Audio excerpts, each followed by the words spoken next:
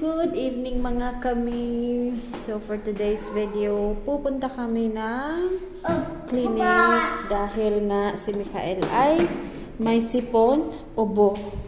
Pero wala siyang lagnat mga kami. Pero ngayon pa lang, agahan na naming maagapan siya, nadalhin sa doctor para hindi lumala yung kanyang sipon at saka ubo. Kawawa siya mga kami kasi hindi siya nakakatulog sa gabi dahil sa kanyang ubo at saka sa kanyang sipon. So, papunta na kami ng doctor.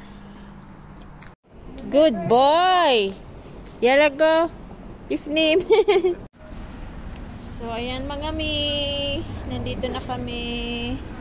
Papasok na kami sa loob. Ay, ay, ay! Where? Going there? Alam na alam niya yung kanyang clinic. Wow! Where's daddy? Ayan, kumuha na lang number yung kanyang tatay kasi marami ngayong patient. And finally mga kami, nandito na kami sa loob ng clinic. And wow, ganito kadami ang pasyente ngayong gabi mga kami.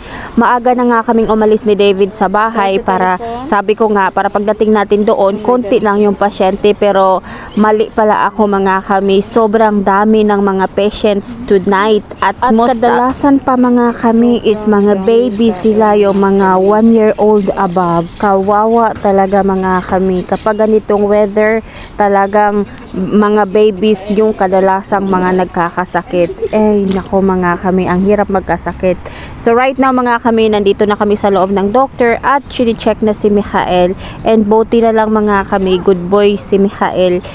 Habang nasa labas kami kasi nagwe-wait kami sa doctor mga kami is 2 hours mga kami. Akalain nyo 2 hours kaming nasa labas. So the time check now is 9 o'clock.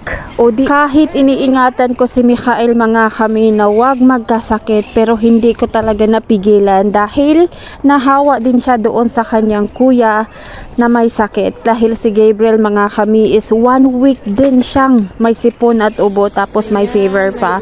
Si Mikael buti na lang wala siyang fever, ano lang siya, sipon at ubo, pero malalang ubo, talagang hindi siya nakakapagpahinga. Ubo at sipon lang siya. Aray, kinurot ako. Why mommy? Lama, you hurt me. Look at the smoke. Wow. Did you say that? Wow. So ganito palagi kapag may sipon at ubo si Mikael, pinapausukan namin kasi nga yun yung advice ng kanyang doctor. Ayan, kawawa yung baby namin na maliit. Ang hirap talaga magkasakit kapag ikaw ay baby. Si Mikael, umiiyak siya nito. Why you eat it? You didn't put it properly. Bo, tabi te. No, it's all the way on your eyes. Mata. Ayan. Yeah, limata. So, ayan. Umiiyak siya. Wala siyang patience since this morning talaga. Pahirapan kami ni Mikael.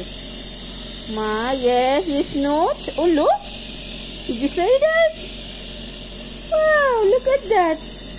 Guapo. No? You're guapo. Kawawa ang baby namin.